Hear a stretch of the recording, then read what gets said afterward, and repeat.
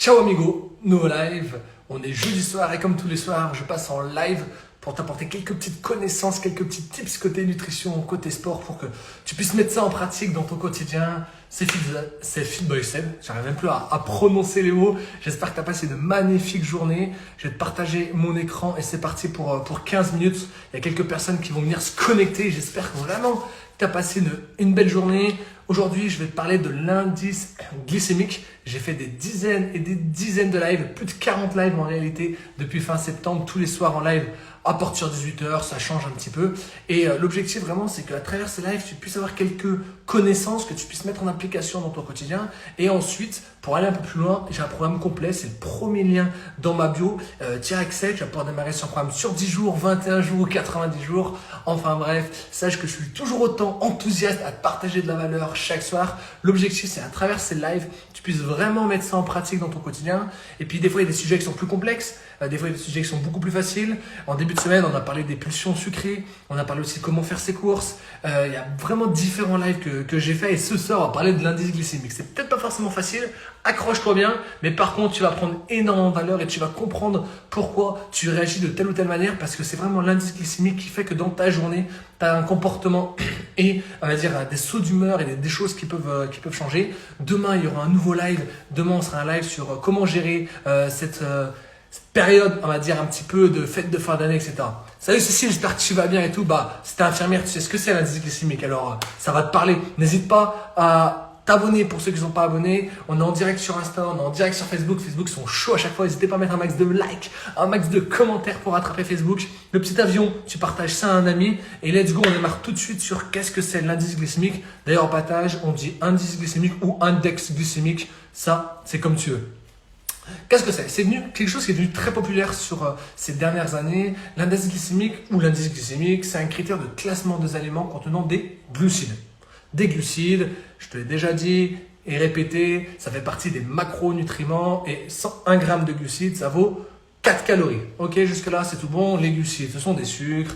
J'ai fait un live du coup sur les pulsions sucrées pour t'expliquer qu'il y a différents sucres, le fructose, le maltose, bref, il y en a plein des sucres différents. Et donc du coup, c'est basé sur des effets sur la glycémie, okay, c'est-à-dire que tu as un taux de glucose dans le sang durant les 2 heures qui suivent leur ingestion du produit qui est riche en glucides. Ok, pour l'indice glycémique élevé, plus vite élevé, d'accord, je vais t'expliquer après les ratios à la fin, plus les glucides contenus dans l'aliment sont libérés dans le sang. Ok. Je vais essayer de parler calmement, moins mettre d'énergie ce soir parce que c'est un sujet qui est un peu plus complexe. Donc j'essaie de vraiment plus poser, tu vas pouvoir prendre 2-3 notes. Si tu es en replay, bienvenue à toi, mets replay dans les commentaires. Vraiment, n'hésite pas. Et puis si tu m'envoies un message là maintenant, tu m'envoies live ou feedback live dans mes messages, je saurai que tu as vu le live et du coup j'ai un cadeau spécial pour toi. Donc fais la démarche de m'envoyer ce petit message et j'ai une surprise qui arrivera directement ensuite dans tes messages en réponse à cela. Donc je t'expliquais vite mais ce que c'est, mais j'ai encore plein de choses à te dire. On va rester 15 minutes en live jusqu'à 19h10. Je suis en live à la fin et tu auras même la possibilité de me poser toutes les questions que tu veux, j'y répondrai. N'oublie pas que je suis là vraiment pour donner de la valeur. C'est des lives qui sont totalement offerts, que je pourrais très bien faire des vidéos et créer des e-books ou créer toute une plateforme de formation avec ces vidéos. Mais l'objectif, c'est que je te les offre à toi en échange, un max de réactions, un max de commentaires.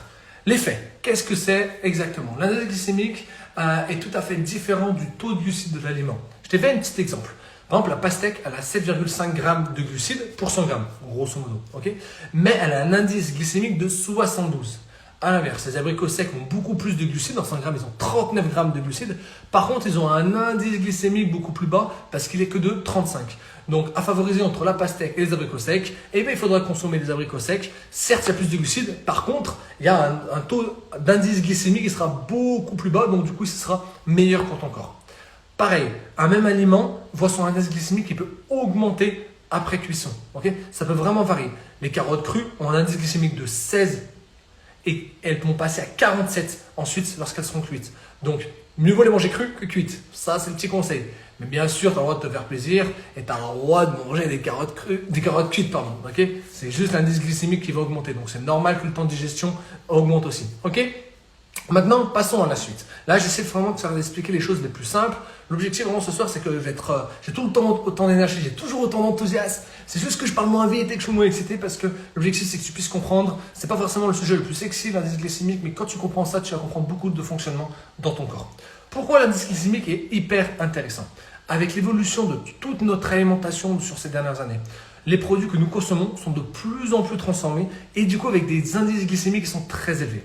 Notre corps, il n'aime pas ça, ok? Et il peut nous le faire ressentir avec quelques problèmes de santé. Donc, attention, mais il est normal que l'indice glycémique augmente après chaque repas. Pas de façon fulgurante, mais qu'il augmente progressivement.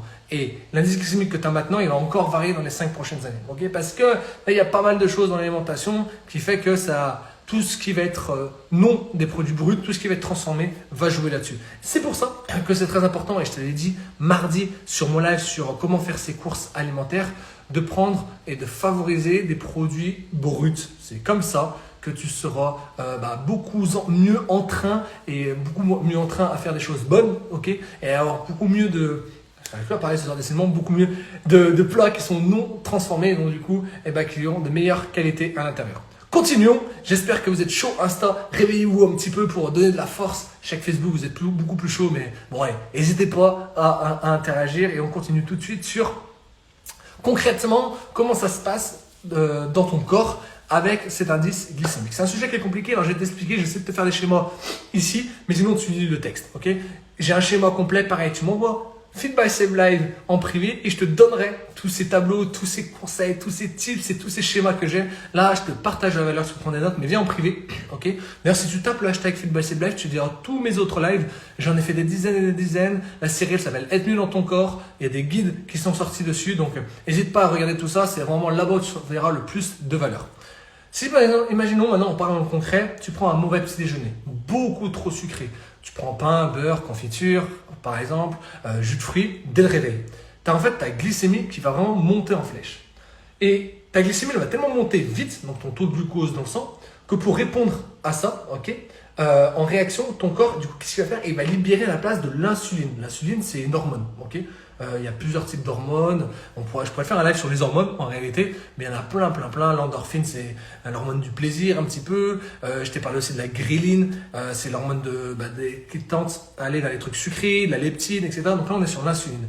Et du coup, le fait de libérer de l'insuline, en fait, c'est ce qui va permettre de diminuer la quantité de sucre dans le sang et donc, du coup, de les stocker dans d'autres cellules. Okay, si tu es sportif, par exemple, et que tu as un taux d'insuline t'as un taux du coup de glycémie qui va monter énormément, tu vas avoir un taux d'insuline qui va monter énormément, et donc du coup ça peut être stocké sous deux types de formes, soit en forme de glycogène, et donc du coup ça va être dans tes muscles, soit en forme de triglycérides, et c'est du coup dans la cellule adipeuse, et donc du coup dans la masse grasse. Ok, donc c'est hyper important de comprendre quel type d'aliments ont un indice glycémique bas et ceux qui ont un indice glycémique élevé. Sache que pourquoi le petit déjeuner conditionne ta journée et pourquoi c'est important de prendre un petit déjeuner complet et équilibré chaque matin. Parce que le fait de planter ton petit déj, de prendre un mauvais petit déj chaque matin, beaucoup trop sucré, beaucoup trop riche en gras, et tu as ce pic de glycémie qui attaque bien fort. Du coup, tu as une réponse à l'insuline et donc du coup, tu as ton pic de glycémie qui redescend, mais du coup, tu auras tendance à manger, tu auras très faim, tu seras fatigué, donc du coup, tu as une réponse, hop, et ça augmente. Et du coup, après, ça redescend. Et là, du coup, c'est le coup de barre de 14 heures. Tu manges en grosse quantité, etc. Donc, c'est hyper important d'avoir une alimentation qui est le plus riche et le plus saine possible. Mais surtout, de prendre un petit déjeuner complet équilibré. Il faut arrêter de prendre ses céréales le matin, ses pains, beurre, confiture, ses jus de fruits. C'est important d'avoir un petit déjeuner qui va être équilibré, qui va conditionner ta journée pour éviter d'avoir cette réponse d'insuline qui va être beaucoup trop élevée. On va continuer maintenant avec quelques chiffres. Vraiment pour que tu puisses vraiment comprendre tout ça, je te partagerai tous les chiffres, mais vraiment pour que tu puisses vraiment comprendre ce qui va se passer, c'est que sur le long terme, une augmentation de ces pics, à chaque fois que tu as des pics, ça va faire augmenter ta masse grasse et donc du coup une prise de poids qui va prévoir. D'autant qu'à chaque fois que tu as des pics d'insuline, après une consommation importante d'aliments à indice glycémique élevé, tu vas risquer d'entraîner ce qu'on appelle une hypoglycémie réactionnelle. En fait, c'est tout simplement que ça va toujours donner envie de manger beaucoup plus de sucré. Tu vas libérer du coup l'hormone de ghrelin et là, c'est mal barré pour t'en sortir de ce cercle vicieux. Et donc, c'est possible d'avoir ce cercle vicieux qui va avoir une consommation fréquente d'aliments sucrés à indice glycémique élevé. Donc, c'est pour ça que c'est hyper important d'équilibrer le petit déjeuner. Au moins, tu conditionnes ta journée. Fais un test le jour où tu pars sans petit déj avec un petit déjeuner très sucré. Toute ta journée, ton corps il va réclamer du sucré et là, ça va être dur de s'en séparer. Donc, c'est hyper important de faire attention à ce que tu vas mettre dans ta bouche dès le matin parce que ton indice glycémique va évoluer au fur et à mesure de la journée et mieux vaut qu'il parte pas très élevés. Bon, j'espère que vous suivez le sujet. D'habitude, franchement, quand je fais un live, je suis comme ça, tu vois, j'en vois énormément, mais là, le sujet, il est un peu plus complexe. Donc, l'objectif, c'est que tu puisses comprendre correctement. Sache que tous les soirs, je fais un live. Tu peux retrouver mes 40 lives sur le hashtag FitBySebLive et tu peux regarder aussi dans la série Être mieux dans ton corps. J'ai fait énormément de lives. On va continuer. Il me reste encore 6 minutes et après, tu auras les questions-réponses. Mais l'objectif, c'est que tu puisses comprendre qu'est-ce que c'est l'indice glycémique, comment ça fluctue sur ton corps, sur tes émotions et comment, bien sûr, le faire varier et faire attention à ce que tu manges. Hop. Ce qui peut arriver en plus, là je te parle vraiment un peu de tous les côtés négatifs. Je t'ai dit que c'était hyper intéressant parce que ça permet de varier un petit peu et de comprendre quel aliment a des indices glycémiques élevés et bas. Mais en plus de tout ce que je t'ai dit, c'est déjà problématique. Si tu prends un mauvais petit déjeuner, si tu manges beaucoup trop de sucré, si tu manges beaucoup trop de produits avec des indices glycémiques élevés, en plus ça peut engendrer des sentiments de fatigue ou de déprime. En plus, tu as souvent beaucoup plus envie de manger, tu as des sauts d'humeur parce que tu as un relâche d'hormones comme le cortisol. Bon, c'est l'hormone du stress, ça, c'est pas forcément bon, ok? Et dans certains cas extrêmes, on peut même voir un voile blanc, ok, dans notre champ de vision qui peut être un peu une sensation de il faut que je m'assoie, un petit peu comme si tu partais dans les vapes. Et ça peut entraîner des dégâts au niveau du pancréas ou encore au niveau du foie. Bref, on se passerait bien de tout ça, c'est pour ça qu'il faut que tu prennes un petit déjeuner correct chaque matin. J'espère que c'est rentré parce que je te l'ai dit au moins 4 fois déjà. Allez, je continue. Et la suite, quelques chiffres maintenant sur l'indice glycémique. Un indice glycémique qui est dit faible ou bas, c'est en fait les indices glycémiques ils sont notés souvent de 0 à 100. D'ailleurs, il faut que tu lises absolument et dès maintenant en fait ce que je t'ai écrit sous la vidéo. Sous la vidéo, je t'ai écrit un grand texte. Il faut que tu lises. C'est là où je t'explique comment on calcule l'indice glycémique d'un aliment. C'est hyper complexe, c'est hyper compliqué. Donc je ne pouvais pas te le dire à la voix, ok, parce que sinon ça aurait pris un temps fou. Mais lis-le et au moins tu comprendras réellement. Mais souvent ils sont notés entre 0 et 100. Ça peut dépasser 100, mais on va dire de 0 à 100, ok. Tout ce qui est en dessous de 55, on est sur un indice glycémique faible ou bas, tu peux les consommer à foison, presque à foison. Ok. L'indice glycémique moyen, c'est ou modéré entre 56 et 69. Et dès que tu dépasses les 70, c'est une note de 70 sur 100, et ben là on est dans un indice glycémique élevé. Par exemple, on produit très élevé. On a le sucre de table, ok, qui a un indice glycémique à 100. On a le pain blanc, ok, qui a un indice glycémique à 100. On a les dattes qui sont même à 103. Donc, c'est pour ça que quand on commence à avoir un petit manque, tu sais, on part un peu dans les vapes, on a besoin de sucre. Très souvent, on prend du sucre directement ou des dattes, etc. Parce que c'est quelque chose qui est très riche très riche du coup en indice glycémique. Donc du coup, qu'est-ce qui va se passer? Tu vas avoir énormément de glucose dans le sang et donc du coup, tu vas avoir énormément d'insuline. Donc du coup, ça permet de réveiller un petit peu le corps parce que tu as un gros pic d'un coup. Ok. Et puis à l'inverse, tout ce qui est beaucoup plus bas, ça va être les légumes verts par exemple. L'avocat, le brocoli, la courgette, peu importe, qui crus, eux, ont 10 et peut être à 40, 50 quand ils sont cuits, tu vois. Donc ça, c'est vraiment les deltas. Mais par contre, j'ai un tableau complet. Tu m'envoies FitBySebLive dans les commentaires de cette vidéo directe ou en privé. Et là, tu auras accès vraiment à tout le tableau avec tous les aliments classifiés pour savoir lesquels sont en indice glycémique bas et lesquels sont en indice glycémique élevé. Par exemple, notamment, c'est écrit aussi que plus un fruit est mûr, plus son SG augmente. Typiquement, la banane. La banane, elle a un indice glycémique à 40 quand elle est jaune, ok. Quand elle est verte, même verte jaune, tu vois. Plus elle va dans le jaune foncé et noir, plus son indice glycémique peut aller au double. C'est-à-dire que tu peux passer de 40 à 80.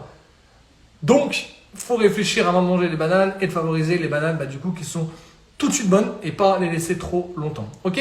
On continue, il reste encore pas mal de choses à te partager parce que maintenant que je t'ai donné un petit peu tous ces conseils-là, maintenant que je t'ai expliqué ce que c'était l'indice glycémique, maintenant que tu sais réellement ce qu'il faut manger dans ton corps, que tu as bien lu en dessous comment on calcule l'indice glycémique d'un aliment, je vais te donner quelques petits pièges à éviter, quelles sont leurs alternatives, comment on peut faire tout ça, puis on passera aux questions-réponses. J'espère que tu kiffes en tout cas, j'espère vraiment que je te donne de la valeur, n'hésite pas à interagir, à mettre un max de likes, un max de commentaires, au moins je sais si je suis en adéquation avec toi. Quelques pièges à éviter. Toutes ces promos, ces minceurs que tu vois dans les rayons, très souvent elles sont très pauvres en gras, mais elles sont très riches en sucre et en édulcorants. Donc arrête-les, privilégie tout ce qui est des flocons d'avoine, des muesli fait maison, des fruits secs, des noix, des fruits frais. D'accord? Simple, logique. Ok? Tout ce qui va être des chocolats et poudres industrielles, ok? Riches en sucre raffiné, en lait concentré sucré. Pareil, privilégie du Van Houten, ou un cacao vraiment à 100%. Et ajoute par exemple derrière un petit sucre naturel si tu en as vraiment besoin, de type sucre de coco, sirop d'érable, miel, etc. Okay? Ça, c'est des petits trucs très très simples que tu peux mettre dans ton quotidien. Et puis après, si tu as besoin vraiment d'un plan simple et que tu veux faire par exemple un régime avec un indice glycémique bas, tu m'envoies un message. Un petit message, tu cliques sur le premier lien de ma bio. Et là, je vais vraiment t'accompagner sur un plan concret, sur 10 jours pour tester, sur 21 jours pour te prendre des bonnes habitudes ou 90 jours pour construire une vraie routine et comprendre comment bien manger sans te priver. Bien entendu, on n'est pas là pour faire des régimes, on est là pour faire un bon rééquilibrage alimentaire, mais surtout comprendre les intérêts des nutriments dans ton corps.